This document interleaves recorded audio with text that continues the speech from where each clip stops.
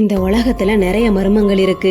அதுல மிகப்பெரிய தீர்க்கப்படாத மர்மங்களா இருக்கிறது எகிப்துல இருக்க பிரமிடுகளும் அதுக்குள்ள இருக்கிற மம்மிகளும். சுமார் 4000 வருடங்களுக்கு முன்னால் கட்டப்பட்ட த கிரேட் பிரமிட் ஆஃப் கிசா அப்படின்னு சொல்லக்கூடிய பிரமிடுக்குள்ள நம்ம கற்பனைக்கு எட்டாத நிறைய மர்மங்கள் அடங்கியிருக்கு. 2 டன் எடை கொண்ட 23 லட்சம் கற்களை பயன்படுத்தி 20 ஆண்டுகளாக 30,000 பேரை வச்சு கட்டப்பட்டதுதான் இந்த பிரமிடுகள்.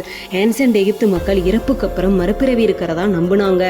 அதனாலதான் இறந்து போன அவங்களோட அரசர்களை உயிர்த்தல வைக்கும் மறுபிறவி சடங்குக்காக வேண்டி அவங்களோட உடல்கள் மமிஃபைடு முறையில பதப்படுத்தப்பட்டு பிரமிடுக்குள்ள வச்சு பாதுகாத்துட்டு வந்தாங்க.